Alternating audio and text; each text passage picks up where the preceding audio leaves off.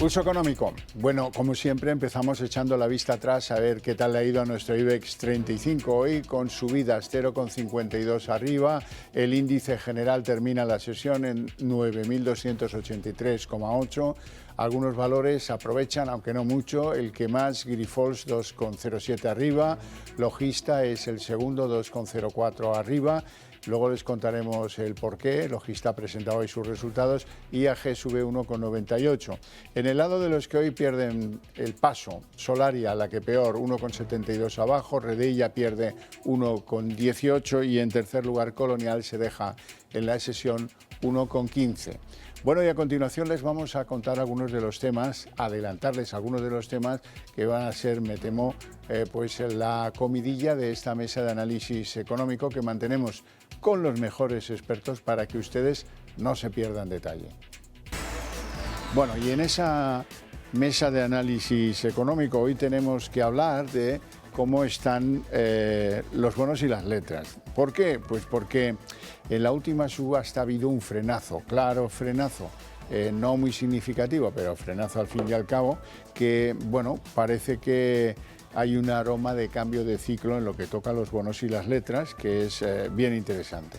Y todos estábamos pendientes hoy de Telefónica. ¿Y por qué? Bueno, porque hoy definía su plan estratégico en el que garantiza 6.900 millones en dividendos, 0,30 euros hasta 2026. Los beneficios de Telefónica aumentan un 9% y aquí salta la noticia porque hoy Payete exigía, el presidente de Telefónica, exigía una completa desregulación de las telecos. O sea que no faltan temas hoy en la tertulia. Les presento ya a nuestros invitados hoy. Don Antonio Banda, CEO de Filcapital. Muy buenas tardes. Buenas tardes. ¿Todo bien? Sí, sí, todo en marcha. Don Rubén Manso, economista. Muy buenas tardes. Muy buenas tardes. ¿Todo bien, Rubén? Todo muy bien. Me alegra. Bueno, la sesión del IBEX. Parece que el IBEX desplaza el foco hacia los resultados de las compañías que están siendo, en general, bastante positivos. Banda. Sí, llevamos una semana y para Estados Unidos 8 días donde las bolsas han tenido un comportamiento muy positivo, ¿no? Y fundamentalmente, dado que las noticias políticas y la guerra en Israel o en Ucrania pues se ha convertido en una situación pues bastante estable, vemos que las bolsas empiezan a mirar la parte final de los resultados trimestrales porque estamos en las últimas colas y realmente si haces un poco el resumen de lo que ha pasado en estos cierres de trimestre, estamos viendo que están muy por encima de las expectativas que tenía el mercado y eso ha llevado a que hay una revisión a aquellas compañías que se habían quedado un poco más cortas y que han presentado números mucho mejores, ¿no? Rubén Manso. Bueno, yo estoy de acuerdo con Antonio en que se ha cronificado la guerra de Israel, ¿no? Como se cronificó la guerra de Ucrania. Entonces, ya somos capaces de sobrevivir con dos guerras, ¿eh? Y los resultados, pues efectivamente están acompañando y están acompañando probablemente porque el efecto inflación está ayudando a las compañías. ¿En qué sentido? Es decir, sus facturaciones pues están intentando reflejar los incrementos de la inflación, no tanto así sus costes y por lo tanto sus resultados están creciendo algo más de la inflación y por lo tanto algo más de lo esperado. También es una forma que han tenido. La inflación sirve para ocultar muchas cosas y a estas compañías españolas que han sufrido tanto por culpa del COVID y el gobierno socialista durante los años anteriores, están aprovechando la inflación para, vamos a decirlo así, enmascarar. Y enmascaran como sus tarifas las suben cercano a la inflación, sus costes, sobre todo los laborales, no tanto, y lógicamente sus márgenes mejoran más que la inflación. Por cierto, a lo mejor tiene que ver con eso. Me temo que sí. El optimismo crece en el IBEX. Hay 22 consejos de compra sobre acciones del IBEX.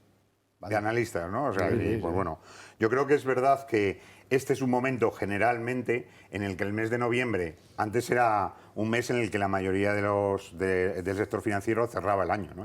Y teníamos diciembre de revisión. Ahora que ya te has pasado todos los cierres a diciembre, lo que estamos haciendo es que una vez que están presentados los resultados, pues empezamos a ponernos con el objetivo de ver qué va a pasar en 2024. Y efectivamente, cuando haces esos comparativos en muchos sectores, pues parece que aparecen cosas muy baratas, ¿no? Y de hecho, el IBEX todavía, en términos de revalorización y en términos de comparación como índice con otros índices europeos, pese a que tenemos este año como el que es uno de los que más está subiendo. Sin embargo, en términos a largo plazo, parece que todavía presenta descuentos en bastantes sectores, ¿no? Rubén.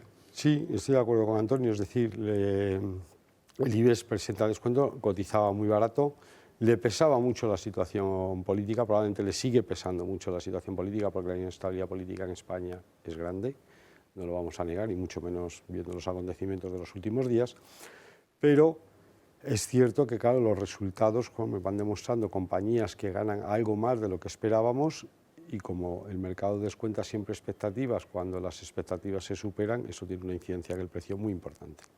Bueno, vamos con los bonos y las letras. La rentabilidad de las letras ha sufrido un frenazo, eso es obvio, lo vimos ayer en la subasta. No es la primera vez que el interés pagado por la deuda a corto plazo en España desciende este año, pero sí da la sensación de que estamos ante un aroma de cambio de ciclo. Fíjate, Xavier, que en la última vez que me invitaste a tu programa, hace un par de semanas, hablábamos de esto, de la inversión de la curva. Es decir, la curva tiene que empezar a ir tomando pendiente positiva, porque estaba, no la española exactamente, pero sí las dos que nos sirven de referencia, que son la americana y la alemana, estaban invertidas, y empieza a tomar pendiente positiva. Es decir, el corto se paga a menos que el largo, como es normal. Y eso es lo que está pasando, es decir, ya empezamos a ver que la subida de tipos puede que no vaya más a pesar de la inflación, que todavía es persistente, porque si no vamos a colapsar el crecimiento económico en Europa, y por lo tanto se va trasladando a los tipos y ya empieza a aparecer mucho dinero para tipo a corto, y por lo tanto empiezan a bajar los tipos. Con una nota, y es que muy poca gente acude a refugiarse en los tipos de interés extraordinarios que están ofreciendo letras y bonos. Apenas 20.000 millones de inversores particulares, y eso, teniendo en cuenta lo que hay remansado en depósitos bancarios sin remunerar, pues no deja de ser muy poco. Banda.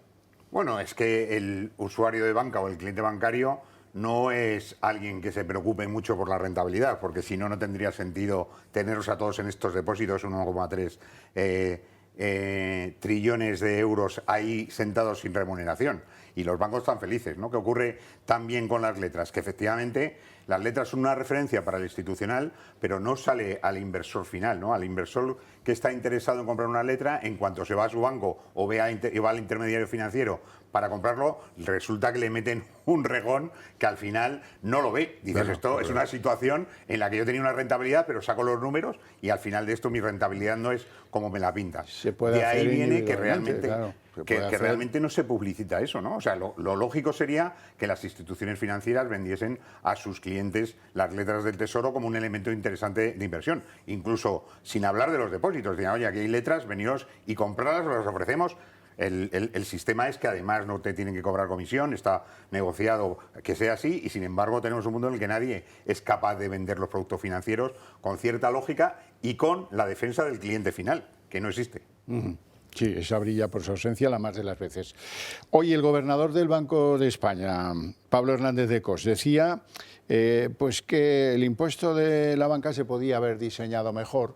Le ha empezado a poner algunos peros. ¿Cómo lo veis? Pues bueno, Hernández de Cos, que probablemente es el mejor gobernador que hemos tenido en los últimos 40 años, ya fue muy crítico en su momento con el impuesto.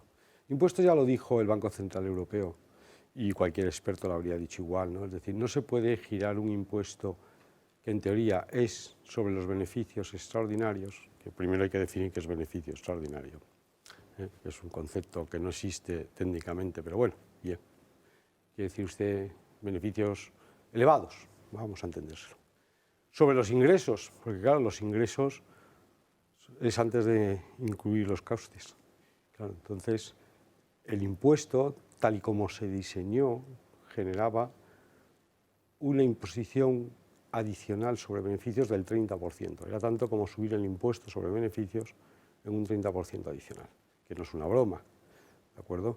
Y yo creo que esta es una de las razones que discutíamos hace un momento, Antonio y yo, de por qué la banca española tiene una rentabilidad todavía escasa y sus cotizaciones no son las que debieran ser. Antonio. Sí, yo creo que el impuesto es injusto en todas las maneras como impuesto en sí. O sea, que y además que penalice a un sector muy populista. que es un sector que se busca las castañas y que además intenta hacerlo, pues lógicamente el sector se va a defender de esa situación. ¿Y qué tenemos? Que aquí, ante situaciones injustas, no hay reacciones, ¿no? O sea, el banco probablemente, yo no sé si han interpuesto una reclamación ante el Constitucional sobre este impuesto, pero probablemente, aunque la hayan puesto, la solución a esa situación la tendremos dentro de 15 años, o sea que de poco sirve cuando tenemos los resultados, revisiones trimestrales en la que y lo hablamos la semana pasada, la banca está perdiendo inversores finales como consecuencia de la falta de sentimiento de que están teniendo rentabilidad y se están saliendo como inversores los bancos. ¿Y eso le preocupa a los bancos? Claro que sí, pero a quien no le preocupa es el gobierno, que lo único que quiere hacer es cobrar y cobrar, y a lo mejor te cargas el sector, con un sector que está fuerte, que es capaz y que ante eso se fijen y que tomen medidas injustas para que los bancos pues se pongan en una situación en la de que tiene una evolución muy clara, que es que no van a crear empleo. Si tú les metes un rejón, no tienen beneficios, eso, lo primero que hace el banco es dejar de contratar a gente. Y ante eso me parece absolutamente injusto para el sector y para toda la gente que está en paro. Bueno, hablemos de algún nombre propio en la bolsa española. El caso es el de Telefónica, la noticia más rimbombante de la jornada. Han presentado su plan estratégico, garantiza los dividendos, pobre de Telefónica si no, destinarán a ellos 6.900 millones, los van a asegurar hasta el 2026 y los datos concretos de Telefónica en el tercer trimestre han presentado un beneficio que aumenta un 9%, con una exigencia llamativa. El presidente de Telefónica, Payete, ha exigido una completa desregulación de las telecos, que algunos pensábamos que quedaba poco por desregular, pero parece que estábamos equivocados. Bueno, está claro que Telefónica ha incrementado su resultado. Tampoco nos llevemos las manos a la cabeza de qué barbaridad, un 9%, porque solamente por efecto de inflación puedes conseguir ese crecimiento. Y efectivamente pide la desregulación porque yo creo que se le han impuesto una serie de obligaciones a Telefónica por provenir de donde provenía, de ser un monopolio público, en el que se le ha obligado un poco a competir con sus futuros competidores con una mano atrás. Y claro que venía de una posición de dominio, lógicamente era un monopolio, no era culpa de la compañía, era culpa del Estado que había decidido crear un monopolio. Pero una vez que el monopolio se elimina, una vez que la compañía se privatiza, es poco comprensible que las reglas que se le aplican a Telefónica sean muy exigentes frente a sus competidores. Y yo creo más que a sus competidores. Entonces yo creo que el señor Payete, con razón, pide eso. Y claro, dice que asegura los dividendos. Yo no sé cómo asegura los dividendos, porque es muy difícil asegurar los dividendos. Tiene que tener beneficios para pagarlos. Debe tener un plan estratégico en el que confía mucho. Eso está claro. Pero claro, lo que está intentando probablemente el señor Payete es salvar la cotización, porque si la cotización de Telefónica, que no ha ido bien en los últimos años, sigue cayendo, de momento se la han metido los saudíes con un 9,9%, pero se lo puede meter más gente. Y cuanta más gente te entra en el consejo que tú no conoces, pues a lo mejor tu puesto peligra. Banda. Sí, que llevábamos pues casi 2 semanas esperando el día del inversor que todo el mundo sabía que nos iba a tener que sorprender con algo, porque lleva intentándolo muchos trimestres, ¿no? Al final la situación de Telefónica, sobre todo internamente, esas valoraciones que hace de cuál es la situación de la compañía y cómo tenemos que salir fuera para que nos crean, está muy difícil de explicar cuando tienes un elemento, como acabamos de hablar, los saudíes metidos, las posibilidades de que entre otro representante que sea español o no español con otra posición para intentar competir con los saudíes, eso le quita absolutamente a la compañía la capacidad de estar valorada en bolsa justamente. O sea que difícilmente vas a poder animar al valor de la empresa si tienes todos esos elementos que son externos a la propia compañía metidos ahí y dejando de invertir. Sí, sí, es que el problema es que se te entre alguien más, dado que los precios son baratos, que puede ser amigo de los saudíes, y entonces, claro, te cambia el equipo, te cambia el paquete de control, ¿no? Te cambia el paquete de control o pone al actual conjunto de accionistas de control en una situación complicada. Recordemos que al final señor Pallete no es un empresario, no deja de ser un altísimo empleado. Y por lo que más piensa no es tanto por la compañía, pasa siempre, no se lo vamos a criticar, sino piensa en su puesto. Y claro, y su puesto depende fundamentalmente del apoyo de los accionistas. Y él sabe que los accionistas que hay hasta ahora le apoyan, pero claro, un cambio de accionistas a lo mejor abre incertidumbre sobre su futuro profesional. Hablemos del BBVA, porque han elevado un 17% el valor de su filial en México. Eso dice muchas cosas. La elevan hasta 20.000 millones. Banda.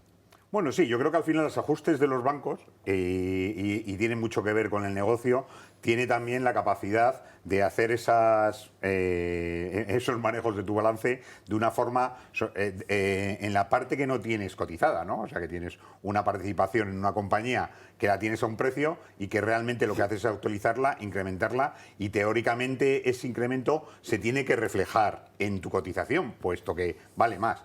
Luego el mercado analiza todo esto y saca sus conclusiones. Yo creo que está bien que valoren, sobre todo por un motivo, porque si van a venderlo, que probablemente el objetivo que tengan en el corto plazo, la plusvalía que se genera en ese momento será inferior a la que marcan, porque ya han hecho una parte de plusvalía sobre la adquisición, ¿no? Entonces, tiene también bastante de ajuste contable que ya veremos cómo les sale. Bueno, pero el aporte es innegable. El aporte de los resultados de BBVA México al conjunto del grupo es impresionante. Sí, bueno, es que los bancos españoles ya no viven de España, ¿no? Eso Es decir, o los grandes bancos españoles. O sea, el BBVA y el Santander básicamente son bancos internacionales que tienen, como algunas otras compañías españolas fuera del sector bancario, ¿no? Que tienen su gran aporte de resultados fuera de España, gracias a Dios, gracias a Dios. No por cómo está la situación política en España, sería lo de menos, aunque España fuera como un tiro. O sea, debemos estar contentos de que tengamos compañías internacionales que generan beneficios en otros sitios y se los traen aquí, o debieran traérselos aquí. Bueno, hablemos del valor estrella en la sesión de bolsa de hoy, que son los laboratorios Grifols, que son los que han tenido los mejores resultados en la sesión hoy, pero que llevan un ride bastante llamativo. Se disparan en bolsa, han presentado unos resultados muy positivos y elevan sus previsiones. Bueno, sí, Grifols. llevan bastante tiempo sufriendo, ¿no? O sea, Grifols tiene una situación en la que hemos visto que ha sufrido mucho el management hasta que se han decidido, ha habido enfrentamiento entre accionistas y ahora, después de liquidar alguna posición, pues tienen más o menos claro cuál es su negocio y lo han presentado en el plan estratégico y eso te da una sensación de que la compañía, pues por lo menos empieza a tener un rumbo y una dirección que aún tiene que reconocérselo mucho para llegar a donde estuvo, ¿no? O sea, que es una compañía que tiene todavía recorrido y tiene capacidad. Yo creo que cuanto más claro lo tienes, más capacidad tienes de valorar esa situación y ponerla en precio, que al final el mercado es el que tiene que reflejarlo. Sí, estoy de acuerdo con Antonio. No cabe duda de que yo creo que lo más importante de una compañía, frente a lo que algunos piensan, es el equipo directivo. Y entonces el que haya dentro del equipo directivo o de los accionistas de control de la compañía diferencias, pues siempre afecta muchísimo a la cotización, porque realmente aumenta las incertidumbres. Tanto en cuanto esas incertidumbres se han despejado y los resultados son buenos, pues efectivamente la compañía lo que tiene que reflejar es un incremento de resultados. Bien, hablemos de Logista, el segundo en subidas en la sesión de hoy. Han presentado sus resultados, han ganado 272 millones en el ejercicio fiscal 23, un 30 y casi 7% más, a pesar de que viven un escenario complejo y con unas facturaciones bestiales, pero el resultado, la ganancia es solo 272 millones.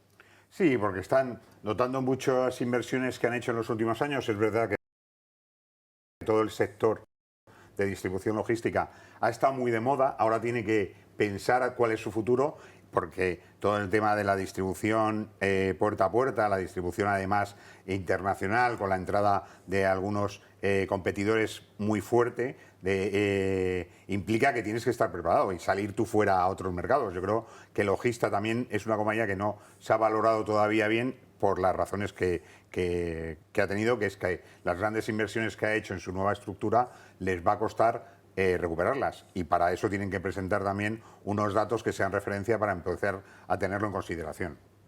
Sí, pero en cualquier caso ha presentado hoy un resultado y la bolsa se lo ha pagado bien. Premiado, sí. Se lo ha premiado bien. Es decir, que parece que el sector empieza a confiar en que Logista ha emprendido el buen camino. Es verdad que como todas las empresas de logística, desde antes del COVID, y sigue siendo después del COVID, porque es la tendencia natural de la forma de vida urbanita, ¿no? El que te repartan a casa, pues lo va notando. Es verdad que los crecimientos que se produjeron durante el COVID, donde no podíamos salir de casa, pues no son los posteriores, tienen que ser mucho más bajos. Pero en cualquier caso, está claro que el estilo de vida urbanita, el estilo de vida que llevamos en las grandes ciudades, favorece mucho el crecimiento, ¿no? O las expectativas de estas compañías. Y si Logista ha presentado un buen plan y unas cifras pues razonablemente buenas respecto al último ejercicio y mejores de las esperadas, pues es lógico que se lo hayan premiado. Fijaros que con unos ingresos de 12.428 millones, los beneficios son 272 tan solo, ¿eh? O sea que sí, porque es un sector de márgenes muy bajos, como toda la distribución y todo el transporte. Es que en el transporte tú necesitas un volumen de inversión muy elevado para generar un beneficio muy pequeño, ¿de acuerdo? Que es lo que no ve la gente. Es decir, que es que el nivel de inversión que necesitan estos empresarios o estas grandes compañías para generar beneficio es elevadísimo, es elevadísimo. Sí, y sobre todo que ese margen no va al alza. No. Ese margen va a reducirse y además con unas caídas en porcentuales importantes, porque es muy difícil entrar en el negocio, es muy difícil porque los competidores enseguida van a buscar. Es además un elemento clave el precio, y cuando ves que ahorras 10 céntimos, te cambian toda la distribución grandes compañías, porque es una forma muy fácil de ahorrar y es una forma que haces con una firma y sin tener obligación de mantenerte con nadie, ¿sabes? Bueno, hoy el hombre más rico de España, Mancio Ortega, o mejor dicho, su compañía Pontegadea, que es la inversora, ¿verdad?, ha elegido a Repsol como socio estratégico para las renovables. Y ese es un aporte, fíjate, siendo Repsol lo que es, ¿no? Ese es un aporte muy importante. Ha sido una de las noticias del día de hoy. Banda. Sí, yo creo que sobre todo Repsol, tener de socio a Mancio Ortega, pues no va a tener ningún problema. Ni uno de los dos, pero Repsol también está hablando de todo el negocio que tiene en renovables. Es un negocio que es la parte no básica de su actividad y por lo tanto está buscando oportunidades. Y Mancio Ortega también está dispuesto, sobre todo su brazo inversor, está con los ojos abiertos a cualquier oportunidad. Bueno, y lo que está claro es que Amancio Ortega sabe de lo que sabe, y entonces en lo que son negocios es el primero, en lo que son sus especialidades. Y en lo que no son sus especialidades deja que corra el tiempo hasta decidir cuál es el momento. Si Amancio Ortega ha decidido que ahora es el momento de entrar en renovables y no cuando decidieron los políticos, probablemente es porque ahora es el momento y a los precios actuales en el que hay que entrar en renovables el corte de pelo, ¿no? Exactamente, el corte de pelo. Bueno, hay una feliz noticia con la que llegamos al final del programa de hoy. El petróleo se desinfla y estamos ya a mínimos de julio, y eso es una noticia feliz para todos. Bueno, sí, sí, yo creo que es una noticia feliz para todos, menos para los países árabes y de la OPEP, ¿de acuerdo? Ya, y probablemente tenga mucho que... No lo sé. El intento ese de cerrar el grifo y tal no funciona. No funciona porque hace tiempo que no funciona, porque en cuanto tú empiezas a elevar el precio, pones en rentabilidad todo extractivo como lo llaman los norteamericanos, el sistema de bombeo por agua. Exactamente, ¿no? El sistema de bombeo por agua. Y entonces, claro, que es más caro, es mucho más caro extraer por ese sistema que por el tradicional de los árabes. Se activa cuando...